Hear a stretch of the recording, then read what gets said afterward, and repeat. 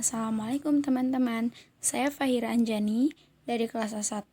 Di sini saya mendapatkan tugas ulumul Quran untuk menceritakan kisah tentang Samiri pembuat anak sapi. Baik, langsung saja kita simak penjelasan kisah di video kali ini.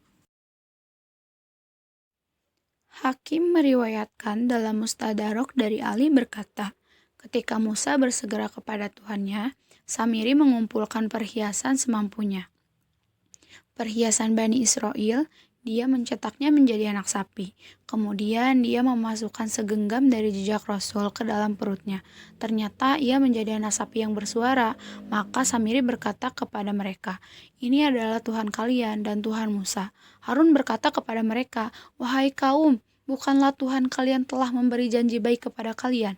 Ketika Musa kembali kepada Bani Israel yang telah disesatkan oleh Samiri, Musa menggenggam kepala saudaranya, maka Harun berkata, "Apa yang dikatakan Musa kepada Samiri? Apa yang membuatmu melakukan ini?" Samiri menjawab, "Aku mengambil segenggam dari jejak Rasul, lalu aku melemparkannya. Demikianlah nafsuku membujukku." Lalu Musa mendatangi anak sapi itu. Dia meletakkan serutan dan menyerutnya di tepi sungai. Maka tidak seorang pun yang minum dari air itu, yang menyembah anak sapi kecuali wajahnya menguning seperti emas. Mereka berkata kepada Musa, "Bagaimana taubat kami?" Musa menjawab, "Sebagian dari kalian membunuh sebagian yang lain." Lalu mereka mengambil pisau, maka mulailah seorang membunuh bapaknya dan saudaranya tanpa peduli, hingga yang terbunuh berjumlah 70.000. Lalu Allah mewahyukan kepada Musa, "Perintahkan mereka agar berhenti. Aku telah mengampuni yang terbunuh dan memaafkan yang hidup." Diriwayatkan oleh Hakim dalam Al-Mustadrak. Dalam Kitabut Tafsir, dia berkata tentangnya, hadis ini sahih di atas syarat Syaikhain dan keduanya tidak meriwayatkannya. Ini pun disetujui oleh Zahabi. Bahwasannya dalam kitab tersebut Allah telah menyampaikan kepada kita bahwa Bani Israel menyembah sapi ketika Musa pergi bermunajat kepada Tuhannya pada waktu itu yang telah ditentukan, dan bahwa Musa pulang dalam keadaan sedih dan marah ketika Tuhannya menyampaikan kepadanya tentang apa yang menimpa pada kaumnya. Ketika Musa sampai kepada mereka, dia mencela mereka atas perbuatan mereka. Mereka beralasan di depan Musa bahwa mereka melemparkan perhiasan dan emas yang mereka ambil dari orang-orang Mesir. Lalu Samiri membuat anak sapi bagi mereka. Dia melemparkan kepadanya segenggam tanah dari jejak Jibril, manakala dia datang untuk membinasakan Fir'aun dan kaumnya. Maka Samiri mengeluarkan untuk mereka seekor anak sapi yang berjasad dan bersuara.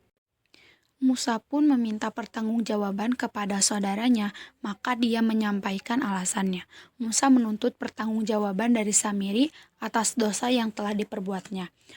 Allah telah menyampaikan kepada kita bahwa Musa membakar anak sapi itu, lalu menenggelamkannya di dalam air.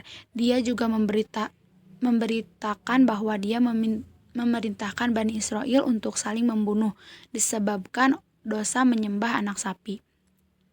Hadis ini menjelaskan cara Musa menenggelamkan anak sapi tersebut. Musa memerintahkan agar ia diserut dengan serutan supaya Bani Israel bisa melihat betapa hinanya anak sapi ini yang telah berubah menjadi seonggok debu dan dilempar di sungai yang ada di sisi mereka.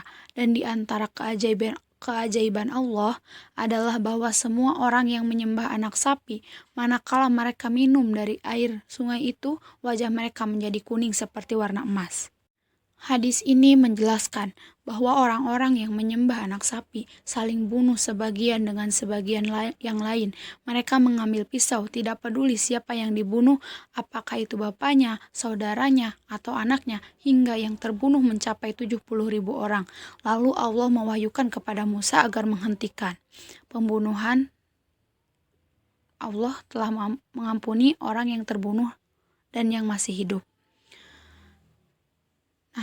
Nah, di sini juga ada pelajaran-pelajaran dan faedah-faedah hadis yang sudah disampaikan, yaitu yang pertama, keterangan tentang cara Musa menenggelamkan anak sapi yang disembah oleh Bani Israel, yaitu diserut dengan serutan dan hasilnya yang seperti tepung itu ditebar ke sungai. Yang kedua, keterangan tentang cara Bani Israel saling membunuh. Mereka yang saling membunuh itu adalah orang-orang yang menyembah sapi, bukan orang-orang yang tidak menyembahnya. Orang-orang yang menyembah memiliki tanda, yaitu berubah kulitnya menjadi warna kuning emas setelah mereka minum air sungai di mana serutan anak sapi dilempar di dalamnya. Yang ketiga, kemuliaan umat ini di hadapan Allah dengan diterimanya taubat mereka tanpa harus saling membunuh, kecuali dalam beberapa perkara seperti merajam orang berzina yang berbukti zinanya dan membunuh orang murtad yang bersikeras mempertahankan kemurtadannya. Yang keempat, banyak orang jumlah Bani Israel pada zaman Musa. Orang yang terbunuh berjumlah 70.000 orang.